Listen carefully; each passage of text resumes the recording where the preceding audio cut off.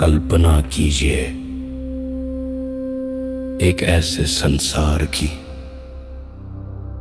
जहां एक मांस का टुकड़ा 100 योद्धाओं में बदल सकता था, जहां प्राचीन ऋषि वे कार्य कर रहे थे जो आज हमें विज्ञान कथा जैसे लगते हैं। ये किसी आधुनिक प्रयोगशाला की कहानी नहीं है, ये महाभारत की कथा है जो 2000 साल से भी पहले लिखी गई थी। और अगर मैं आपसे कहूं कि आज का आधुनिक विज्ञान अब उस प्राचीन कथा की सच्चाई के करीब पहुंच रहा है, रहस्य यह है आखिर कैसे उन प्राचीन ग्रंथों ने उस बात का वर्णन किया जिसे वैज्ञानिक अब जाकर समझना और हासिल करना शुरू कर पाए हैं। हमारी कहानी शुरू होती है हस्तिनापुर की रानी गांधारी से। अंधे राजा धृतराष्ट्र से विवाह के बाद उन्होंने अपनी आंखों पर पट्टी बांध ली,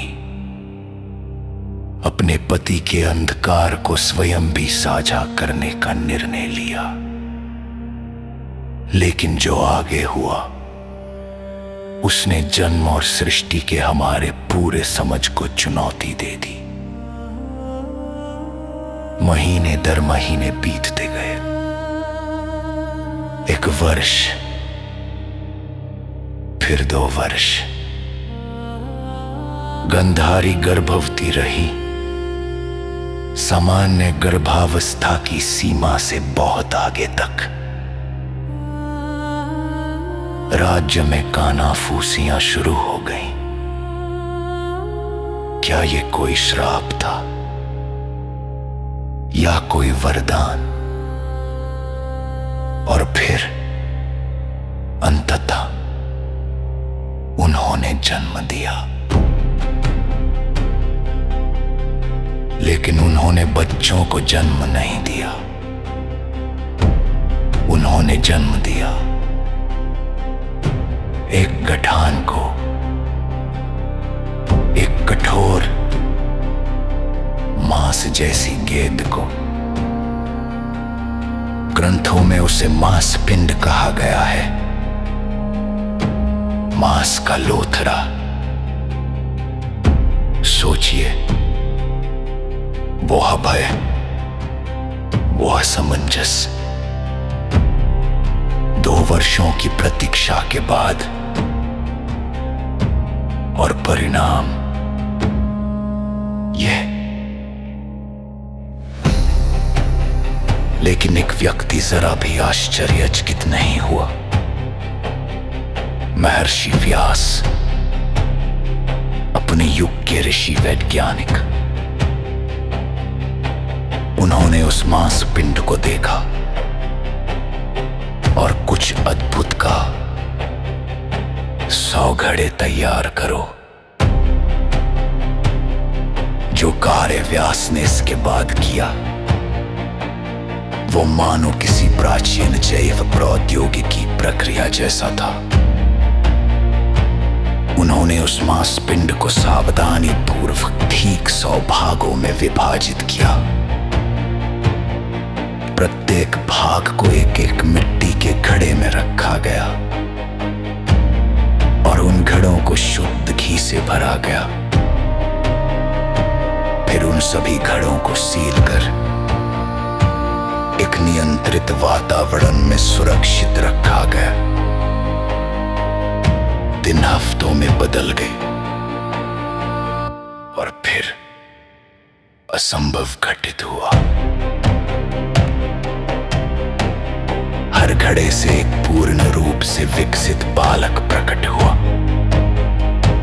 100 पुत्र, कौरव। एक ही मांस पिंड से उत्पन्न 100 योद्धा। से बात रोचक हो जाती है। क्या हो अगर ये केवल पौराणिक कथा न हो? क्या हो अगर प्राचीन भारत ने सच में कुछ वास्तविक देखा हो? आइए अब बात करते हैं उस चीज की जो अभी इसी क्षण दुनिया भर की प्रयोगशालाओं में हो रही है। ऐसी खोजें जिन्हें देखकर शायद व्यास स्वयं गर्व से मुस्कुरा उठते। सबसे पहले वो मांस का पिंड। आधुनिक चिकित्सा उसे जानती है। उसे कहा जाता है मोलर प्रेगनेंसी, एक वास्तविक चिकित्सीय स्थिति जिसमें गर्भ का ऊतक सामान्य शिशु के रूप में विकसित न होकर एक असामान्य गठान का रूप ले लेता है। गंधारी की स्थिति कोई पौराणिक कल्पना नहीं थी,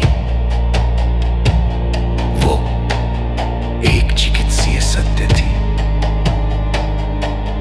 उस मांसपिंड को भागों में बांटना। हम आज भी ऐसा करते हैं। इसे कहा जाता है एम्ब्रियो स्प्लिटिंग। वैज्ञानिक प्रारंभिक अवस्था के भ्रूणों को लेकर उन्हें बांट सकते हैं। ऐसे बांट सकते हैं कि एक से जन्म ले दो,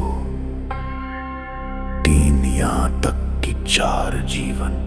व्यास जो कर रहे थे वह कोई चमत्कार नहीं था, वो था भ्रूण विज्ञान, युगों से पहले जन्मा विज्ञान। वे घी से भरे हुए घड़े, वे ठीक वैसे ही थे जैसे आज हमारे कृत्रिम गर्भपात्र होते हैं। घी ने दिया वसा, प्रोटीन और एक स्वच्छ माध्यम। आज का आधुनिक माध्यम भी यही करता है। अमीनो अम्ल, वृद्धि करने वाले तत्व और नियंत्रित तापमान। सिद्धांत वही है, बस समय बदल गया है। नियंत्रित तापमान, बंद किया हुआ वातावरण, पोषक तत्वों से भरा माध्यम। व्यास ने रचा था दुनिया का पहला कृत्रिम गर्भ।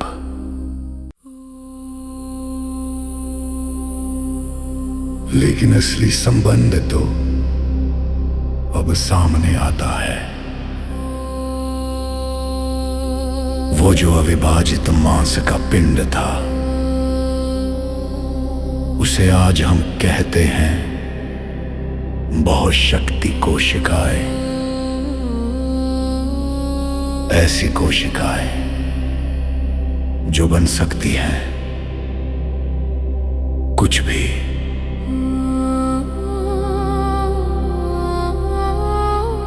कोई भी अंग,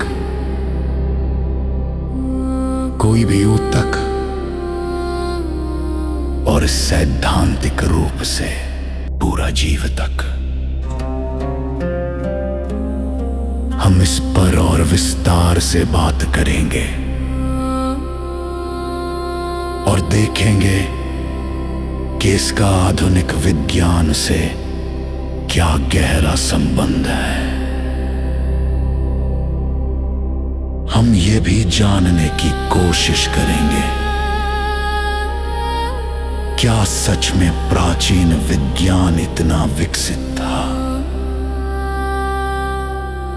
क्या जो कुछ हम सुनते आए हैं वो वो सच है या फिर ये बस एक कथा है जो युगों से शब्दों में चली आ रही है।